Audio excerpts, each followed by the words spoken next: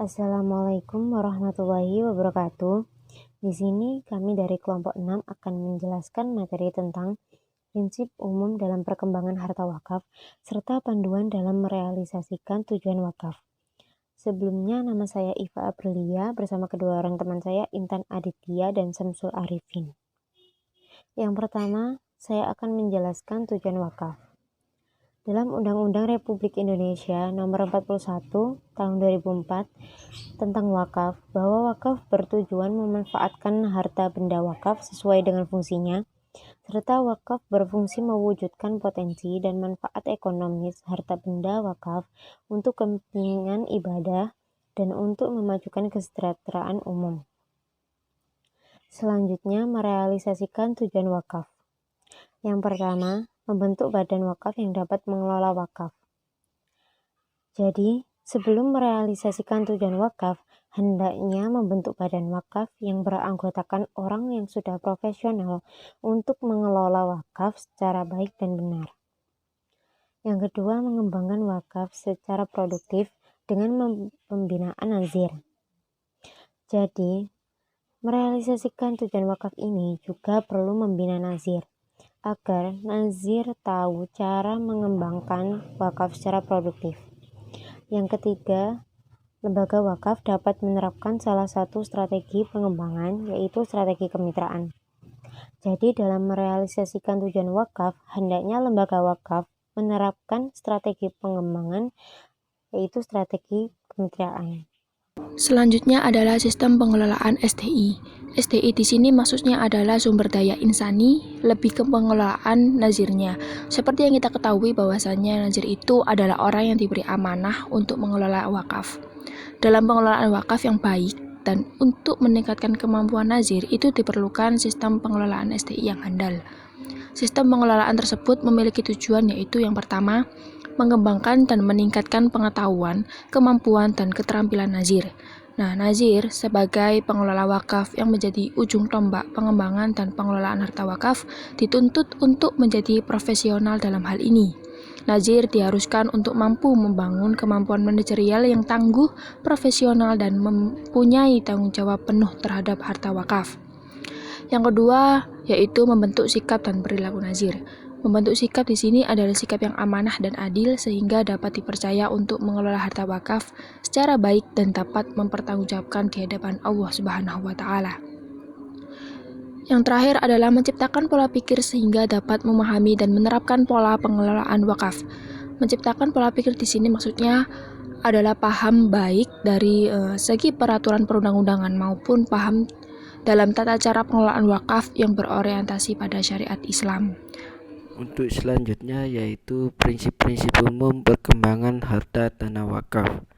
Di sini prinsip-prinsipnya dibagi menjadi 9. Untuk yang pertama yaitu prinsip partisipasi. Meskipun nazir itu yang diberi kewenangan penuh untuk mengelola atau mengembangkan harta benda wakaf, maka di dalam pengambilan kebijakan-kebijakan yang mendasar sebaiknya dilibatkan partisipasi masyarakat, misalnya dalam perencanaan penukaran atau penjualan terhadap harta tanah wakaf.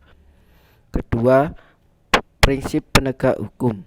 Penegak hukum hakikatnya merupakan suatu usaha untuk mewujudkan ide-ide tentang keadilan. Kepastian hukum dalam kemanfaatan sosial menjadi kenyataan. Prinsip penegak hukum merupakan landasan yang tidak dapat dikesampingkan dalam pengelolaan harta benda wakaf, termasuk dana wakaf. Di dalam penegakan hukum yang pada hakikatnya mencakup juga tentang kewenangan untuk membuat aturan-aturan hukum guna mengatur kepentingan kehidupan masyarakat dan kewenangan untuk menegakkan aturan yang berlaku. Ketiga, prinsip transparansi. Dalam hal ini, seorang nazir yang secara formal diberikan tugas dan kewenangan penuh untuk mengelola atau mengembangkan harta benda wakaf harus bersifat transparan atau terbuka, sehingga wakif maupun masyarakat dapat mengetahui secara jelas tentang segala usaha dan tindakan yang dilakukan oleh nazir dalam rangka pengelolaan harta benda wakaf. Yang keempat, prinsip responsif. Nazir dalam melakukan tugas dan kewenangan mengelola atau mengembangkan harta benda wakaf harus bersifat responsif, dalam artian nazir harus cepat tanggap terhadap peluang-peluang pengelolaan yang bersifat produktif. Berbagai langkah-langkah yang perlu dilakukan yang hasilnya guna membantu meningkatkan kesejahteraan masyarakat. Kelima, prinsip orientasi kesepakatan. Dalam lembaga wakaf, kedudukan nazir bukan sebagai pemilik harta benda wakaf, tetapi hanya diberi tugas dan kewenangan untuk mengelola atau mengembangkannya. Oleh karenanya dalam pengambilan keputusan harus didasarkan atau musyawarah untuk memperoleh kesepakatan dari berbagai pihak yang terkait dalam harta benda wakaf. Keenam, prinsip keadilan.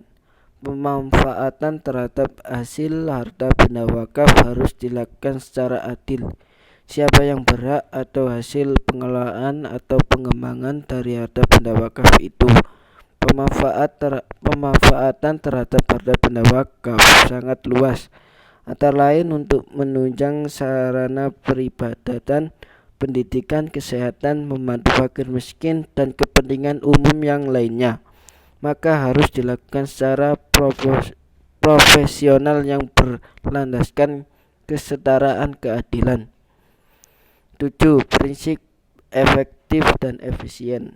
Efektif dalam artian pengelolaan atau pengembangan harta benda wakaf dapat dipergunakan untuk memenuhi kepentingan masyarakat yang seluas-luasnya dari berbagai kelompok dan lapisan sosial, mampu memberikan kesejahteraan yang sebesar-besarnya dari berbagai kelompok dan lapisan sosial.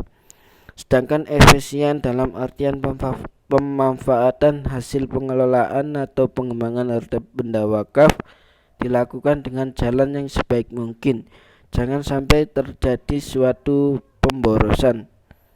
Kedelapan yaitu prinsip akuntabilitas, yaitu tugas dan kewenangan yang diberikan kepada nazir untuk mengelola atau mengembangkan harta benda wakaf harus dilakukan dengan penuh tanggung jawab dan dapat terkontrol, sehingga dapat menghindari kemungkinan adanya tindakan-tindakan penyimpangan. Kesembilan, prinsip visi strategis. Dalam pengelolaan harta benda wakaf yang cukup besar, khususnya dana wakaf yang begitu luas, maka nazir harus memiliki rencana ke depan yang lebih mantap dan jelas, sehingga harta benda wakaf yang dikelolanya itu dapat semakin berkembang. Sekian presentasi dari kami. Semoga ilmu ini bermanfaat untuk kita semua. Mohon maaf apabila ada salah kata yang disengaja maupun tidak. Wassalamualaikum warahmatullahi wabarakatuh.